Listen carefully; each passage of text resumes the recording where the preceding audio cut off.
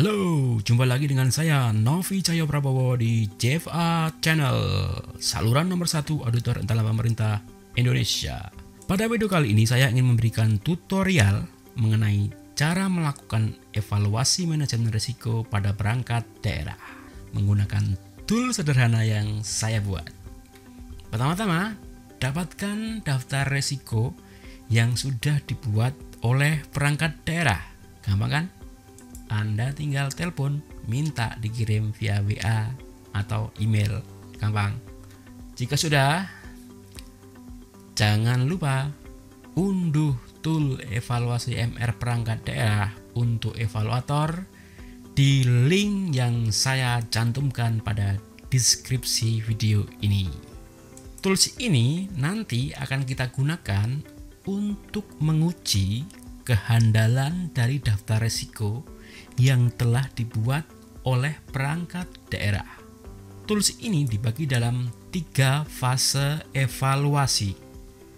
Fase pertama yaitu evaluasi proses identifikasi risiko dengan menggunakan 2 macam pengujian. Yang pertama, pengujian validitas sasaran menggunakan SMART Goal Analysis. Kemudian yang kedua, menggunakan pengujian validitas pernyataan sebab risiko akibat menggunakan Risk Meta Language Analysis. Kemudian fase kedua yaitu evaluasi proses analisis risiko dengan menggunakan 1 macam pengujian yaitu pengujian validitas skor kemungkinan dampak risiko menggunakan risk criteria analysis. Kemudian fase ketiga yaitu evaluasi proses evaluasi risiko dengan menggunakan 1 macam pengujian yaitu pengujian validitas rencana tindakan pengendalian menggunakan strategic and tactical control selection analysis. Melalui pengujian-pengujian yang dilakukan dalam setiap fase evaluasi, diharapkan evaluator dalam hal ini auditor inspektorat daerah dapat memberikan koreksi atau rekomendasi perbaikan terhadap daftar risiko perangkat daerah. Oke, kita masuk pada fase pertama yaitu mengevaluasi proses identifikasi risiko. Pengujian pertama adalah pengujian validitas sasaran menggunakan SMART Goal Analysis. Oh ya, pada tahun sebelumnya, yaitu tahun 2020, proses penilaian risiko dilakukan pada level sasaran kegiatan dengan pemilik risikonya berada pada level pejabat eselon 4. Nah, untuk penilaian risiko tahun ini dilakukan pada level sasaran sub kegiatan dan pemilik risikonya adalah orang yang bertanggung jawab terhadap pencapaian sasaran-sasaran sub kegiatan tersebut. Oke, kita masuk ke pengujian pertama. Pengujian validitas sasaran menggunakan SMART Goal Analysis. Sekarang bukalah file daftar risiko yang dibuat oleh OPD. Coba ya kita lihat yang tempat saya, contohnya di dinas sosial saya. Kita lihat daftar risiko dari, nah ini dia. Ini salah satu register risiko yang dibuat oleh Kasupak program. Oke, dalam video ini akan saya contohkan yang ini, mungkin satu saja ini kita lihat supaya nanti lebih jelas secara basic. Ini adalah register risiko dan rencana tindak pengendalian tahun 2021 oleh Dinas Sosial DIY. Salah satu nama, ini nama sub kegiatan nih. Oke, ini seharusnya sub kegiatan. Oke, contohnya adalah ini. Setelah dibuka file daftar risiko yang dibuat oleh OPD, sekarang Anda download tool evaluasi MR perangkat daerah untuk evaluator yang sudah Anda unduh sebelumnya dengan mengklik link yang saya cantumkan di deskripsi video ini. Nah, toolsnya dalam bentuk file Excel ini, tools evaluasi manajemen risiko perangkat daerah untuk evaluator. Oke, sekarang masukkan nama sub kegiatan dan sasaran sub kegiatan ke dalam file evaluasi MR perangkat daerah untuk evaluator ini. Ini adalah register risiko dari OPD yang asli. Kita masukkan nama sub kegiatan, ini adalah sub kegiatan ini keliru, ini sub kegiatan. Tujuan ini sasaran kegiatan, sasaran sub kegiatan, sub kegiatan.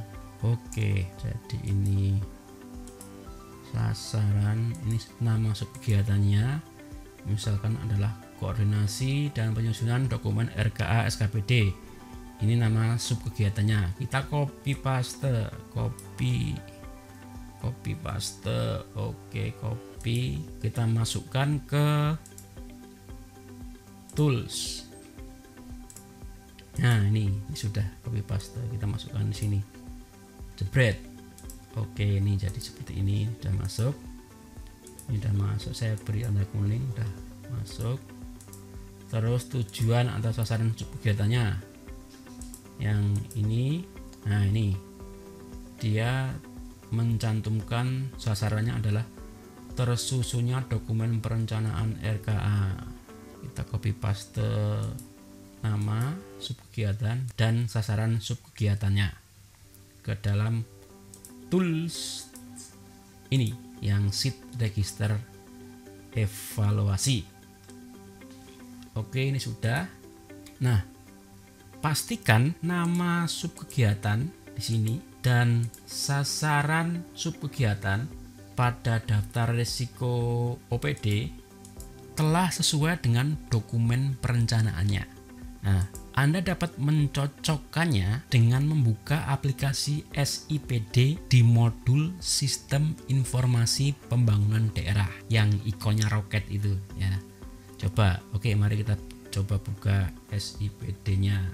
Nah, ini SIPD-nya. Oh ya, terkait sasaran sub kegiatan, Anda tak akan bisa menemukannya pada dokumen perencanaan 2021 di SIPD karena tidak ada nomenklatur yang menyebutkan secara harfiah mengenai sasaran sub kegiatannya. Untuk sub kegiatan, informasi yang ada hanyalah output sub kegiatannya yang terdiri dari tolok ukur dan targetnya. Nah, informasi ini dapat Anda lihat di SIPD pada menu sub kegiatan belanja. Ini adalah modul Sistem Informasi Pembangunan Daerah di SIPD. Coba kita lihat di menu sub kegiatan belanja. Ini yang garis 3 ini kita klik. Menu sub kegiatan belanja. Oke, nah ini dia. Oke, inilah dia menu sub kegiatan belanja. Nah, karena dalam dokumen perencanaan 2021 ini tidak ada sasaran sub kegiatan, maka tolok ukur dan target output sub kegiatan ini harus kita konversi menjadi sasaran sub kegiatannya. Lalu kita inputkan ke kolom sasaran sub kegiatan pada daftar resiko. Nah, sekarang bagaimana cara mengkonversinya? Caranya yaitu dengan membuat kalimat naratif sesuai dengan tolok ukur dan target output sub kegiatan tersebut. Gabungkan dua informasi pada tolok ukur dan target output sub kegiatan menjadi satu kalimat naratif, dan kalimat inilah yang menjadi sasaran sub kegiatannya. Oke, akan saya berikan contohnya. Coba kita lihat, misalnya kita buka, ini adalah salah satu OPD dinas sosial ya, dinas sosial. Oke, kita lihat sub kegiatannya. Nah, ini adalah dinas sosial ya, dinas sosial. Oke, kita lihat dinas sosial di kegiatan ini, koordinasi dan penyusunan dokumen RKA. Oke, kita lihat sub kegiatannya di sini lewat tadi ya, menu sub kegiatan ini ya tadi ya di SIPD. Coba kita pilih yang ini ya, sub kegiatannya. Sub kegiatannya adalah koordinasi dan penyusunan dokumen RKA. Oke, coba kita klik detail subkegiatannya di bar 3 yang di pojok warna biru ini. Ini kita klik, lalu klik detail subkegiatannya. Nah, ya kan ada informasi.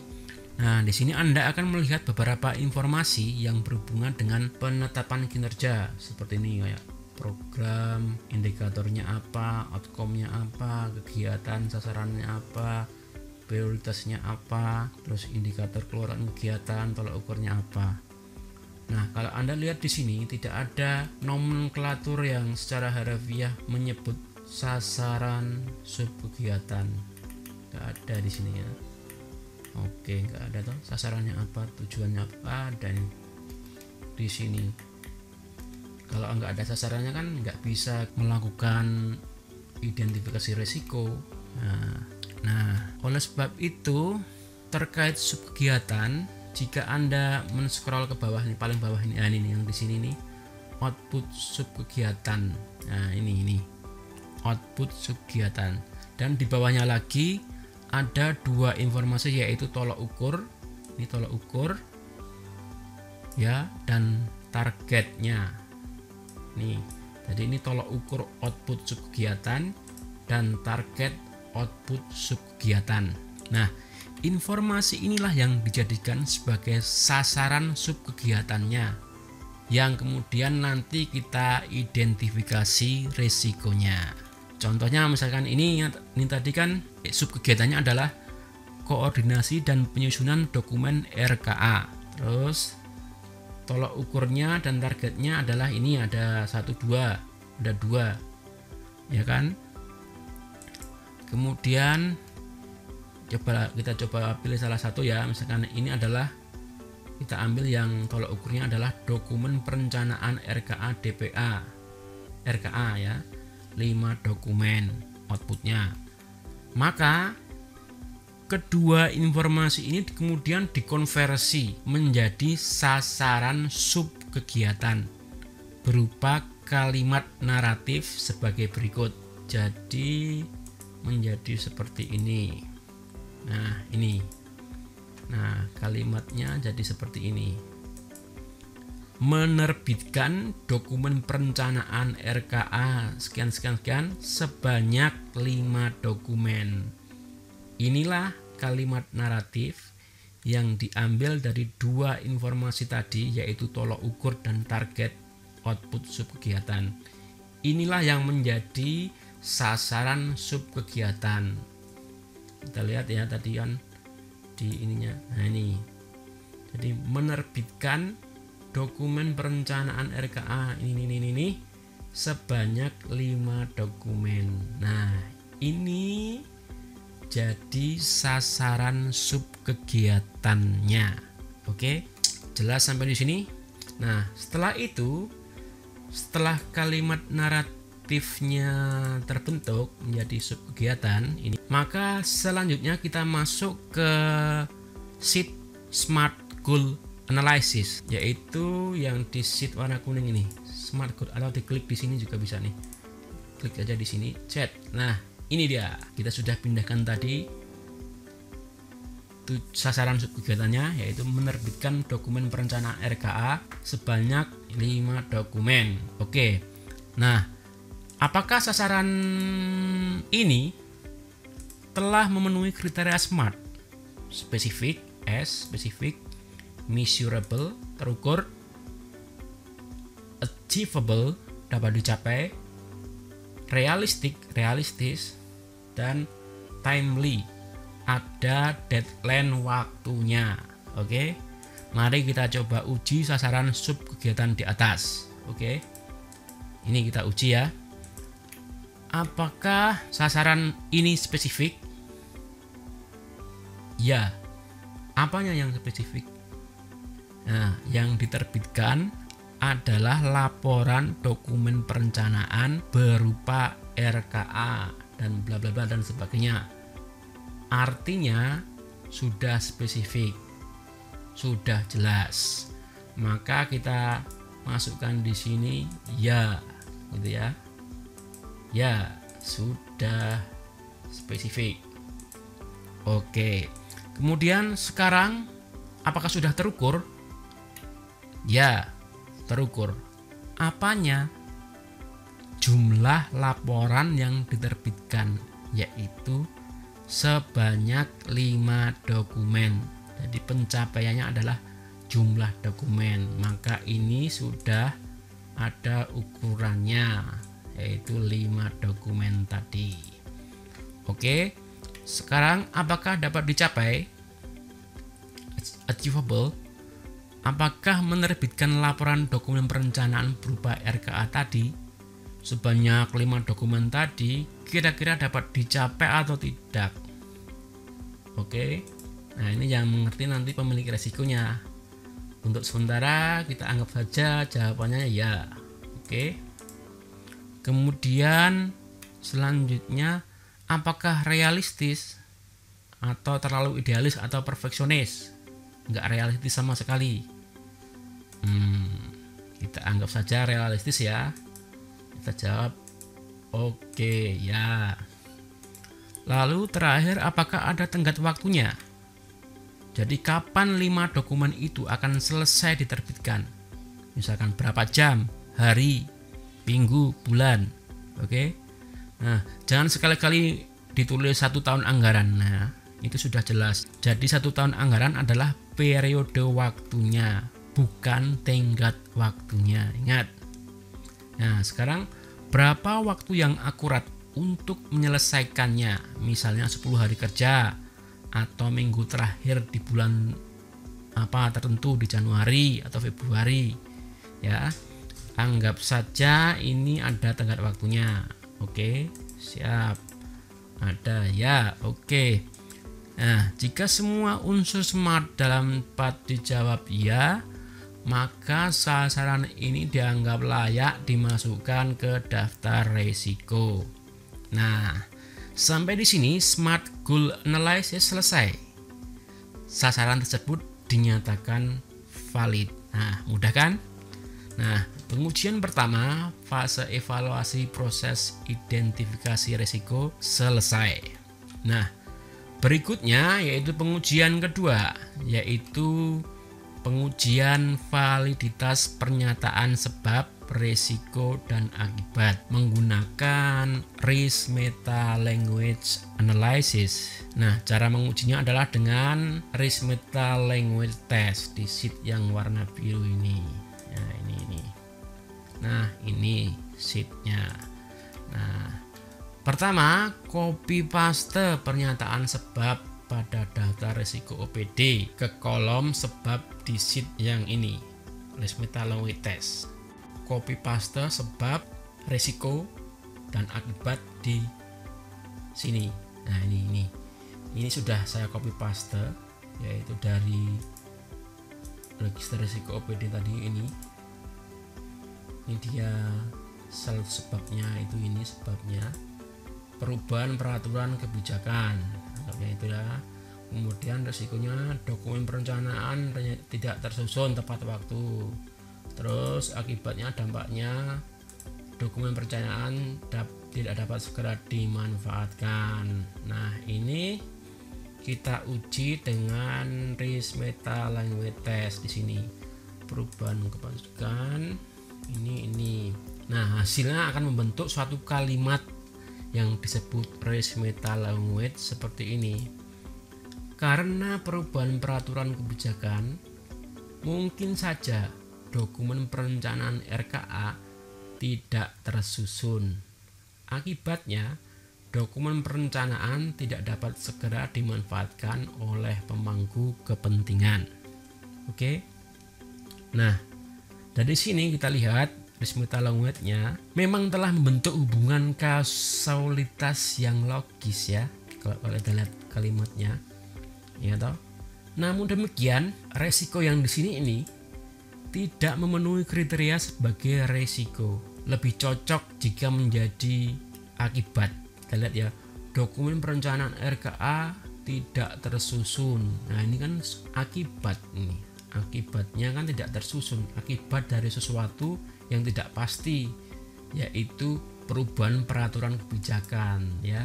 Justru sebenarnya perubahan peraturan kebijakan lah ini resikonya, karena tidak pasti kapan ada perubahan ya. Sebabnya ini justru yang paling tepat untuk dijadikan resiko, bukan malah tidak tersusunnya ini ya toh.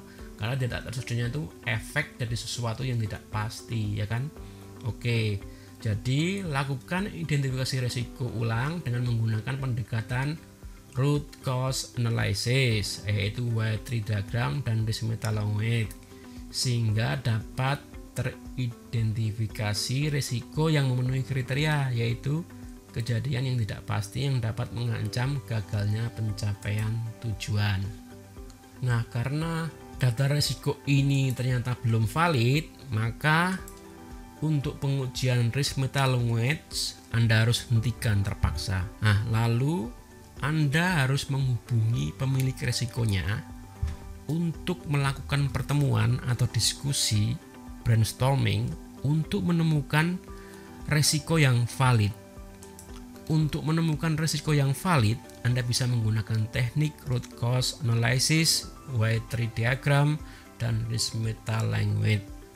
Oke, misalkan ini akan berdiskusi ya, kita akan berdiskusi, diskusi ulang, kita akan melakukan FGD dengan bantuan Y3 diagram. Kita analisis root cause-nya. Pertama, kita masukkan tujuan atau sasaran subkegiatan tadi, yaitu menerbitkan dokumen perencanaan RKA sebanyak sekian dokumen kegiatannya ini. Nah, tujuan atau sasaran ini kita pertanyakan. Jadi menggunakan mengapa dokumen perencanaan RKA sebanyak 5 dokumen tidak dapat diterbitkan sesuai rencana yang telah ditetapkan. Nah, inilah pertanyaannya. Oke. Nah, sebagai tambahan perlu saya sampaikan bahwa berdasarkan pengalaman saya membantu beberapa OPD menyusun daftar resikonya menggunakan tool yang saya buat ini, saya menemukan fakta bahwa sebagian besar dari mereka mengalami kesulitan dalam melakukan root cause analysis menggunakan Y3 diagram ini. Nah, kesulitannya di mana? Yaitu dalam proses tanya jawab untuk mengisi informasi pada kolom yang disediakan ini. Nah, sebagian besar sulit memutuskan atau menentukan pilihan informasi apa yang akan dimasukkan. Nah, pikiran biasanya menjadi liar tak terarah karena berusaha mencari jawaban dari sekian banyak kemungkinan di luar sana. Nah, selain itu, jika mereka sudah menemukan jawabannya sekalipun, kadang informasi yang ditemukan justru mempersulit untuk menjawab pertanyaan-pertanyaan selanjutnya. Nah, apalagi jika informasi tersebut bersifat sensitif, berkaitan dengan hambatan-hambatan yang muncul dari keputusan atau kebijakan yang dikeluarkan oleh pimpinan mereka sendiri. Nah, mereka akan pusing dan khawatir terhadap jawaban tersebut. Nah, untuk mengatasi hal itu, saya mencoba memfokuskan dan membatasi informasi relevan apa yang harus dimasukkan dalam root cause analysis dengan cara yang lebih spesifik. Nah, caranya adalah dengan memahami dulu bisnis proses dari sasaran subkegiatan tersebut. Ini yaitu dengan memahami bisnis prosesnya dulu, atau prosedur-prosedur atau proses-proses yang telah ditetapkan untuk mencapai ini. Artinya, setiap sasaran subkegiatan tentunya memiliki urutan kerja atau prosedur langkah demi langkah hingga sasaran tersebut tercapai. Dengan kata lain, adakah SOP-nya? Contoh ya, sasaran subkegiatan menerbitkan dokumen perencanaan RKA. Nih ya. Nah, terkait sasaran subkegiatan ini, adakah SOP-nya? Ya, nah, jika ada, maka mulailah mengidentifikasi dalam SOP tersebut proses atau peristiwa atau prosedur yang berpotensi akan menghambat proses penerbitan dokumen perencanaan tersebut. Pastikan bahwa proses atau peristiwa atau prosedur tersebut memenuhi definisi dari risiko, yaitu ketidakpastian yang berdampak pada pencapaian sasarannya.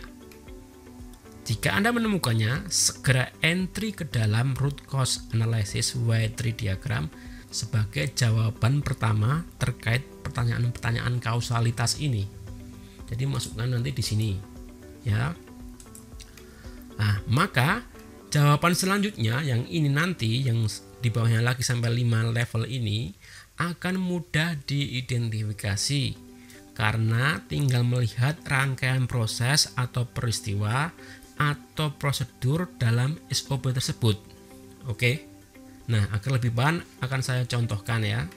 Nah, akan saya contohkan ya. Sasaran sub kegiatan adalah menerbitkan dokumen perencanaan RKA. Adakah SOP penyusunan dokumen RKA ini dari awal sampai ini terbit? Adakah contoh SOP-nya? Oke, coba kita contohkan. Ini saya punya contoh SOP dari Kabupaten Sleman. Ini dari Kabupaten Sleman. Nah, ini adalah contoh SOP apa ini? SOP penyusunan rencana kerja anggaran. Nah, ini dia, cocok dengan sasaran yang nih, menerbitkan dokumen perencanaan RKA.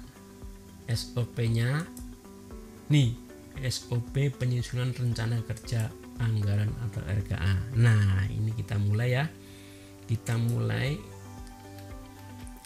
lihat prosedurnya. Oh, nih kalau kita lihat prosedurnya atau aktivitasnya itu dari awal hingga SOP-nya terbit itu ada serangkaian urutan ya, dari angka 1 sampai berapa ini bawah ya. Oke, dari 1 sampai 15 nih. Ada 15 aktivitas dalam SOP dalam rangka menerbitkan dokumen RKA. Oke, kita lihat ya. Misalkan kita lakukan Y3 diagram tadi. Sekarang ini untuk menjawab pertanyaan ini, mengapa dokumen perencanaan RKA sebanyak 5 dokumen tidak dapat diterbitkan sesuai rencana yang telah ditetapkan? Kita cari nih, cari di dalam SOP. Kita cari dalam SOP ini, kira-kira mana yang berpotensi besar menghambat terbitnya dokumen RKA ini tadi. Misalkan kita anggap saja yang menghambat itu, nah ini yang menghambat adalah proses nomor 6, proses meneliti mengoreksi RKA sesuai renja yang dilakukan oleh Kasubag Perencanaan. Ini Kasubag Perencanaan melakukan koreksi RKA sesuai renja ini. Nah, ini kita jadikan jawaban awal terkait pertanyaan di Y3 diagram ini tadi. Nah, ini mengapa dokumen perencanaan RKA sebanyak sekian dokumen tidak dapat diterbitkan sesuai rencana yang telah ditetapkan? Karena proses koreksi RKA sesuai renja terlambat disusun oleh Kasubag Perencanaan. Nah, ini kan sudah klub ini. Kenapa tidak dapat diterbitkan tepat waktu? Karena ada kelemahan di proses koreksi RKA sesuai renja pada Kasubag Perencanaan sesuai SOP ini tadi. Nih, meneliti mengoreksi RKA sesuai renja, oke, yang dilakukan Kasubag Perencanaan. Di sini nih kelemahannya awalnya ya, kita pilih di sini. Oke, terus jawaban ini kita pertanyakan lagi, mengapa proses koreksi RKA sesuai renja terlambat disusun oleh Kasubag Perencanaan? Nah, jawabannya pasti adalah prosedur atau langkah sebelum langkah yang ini. Kalau kita lihat, sebelum Kasubag perencanaan mengoreksi RKA sesuai Renja, ada proses sebelumnya, yaitu menyusun draft RKA dinas. Yang melakukan adalah Kasih. Nah, bisa penyebabnya kenapa pengkoreksian RKA sesuai Renja terlambat, karena prosedur sebelumnya juga terlambat misalkan ya. Oke, sudah terlambat. Jadi di sini kita masuk nih, mengapa proses koreksi RKA sesuai Renja terlambat disusun oleh Kasubag perencanaan? Karena draft RKA dinas belum selesai dibuat oleh Kasih. Nah, jadi Kasubagnya nggak bisa ngoreksi karena ini belum selesai draftnya gitu ya. Oke, kemudian kita pertanyakan lagi, mengapa draft RKA dinas belum selesai dibuat oleh Kasih? Jawabannya pasti di prosedur sebelumnya, yaitu menyelenggarakan rapat membahas isian RKA dilakukan oleh Kasubag perencanaan. Jadi jawabannya adalah yang di sini adalah karena rapat pembahasan isian RKA belum diselenggarakan. Nah, pastor. Terus yang ini ditanyakan lagi, mengapa rapat pembahasan isian RKA belum diselenggarakan? Nah, jawabannya pasti adalah ada kaitannya dengan prosedur sebelumnya, yaitu mengumpulkan isian RKA yang dilakukan oleh staf.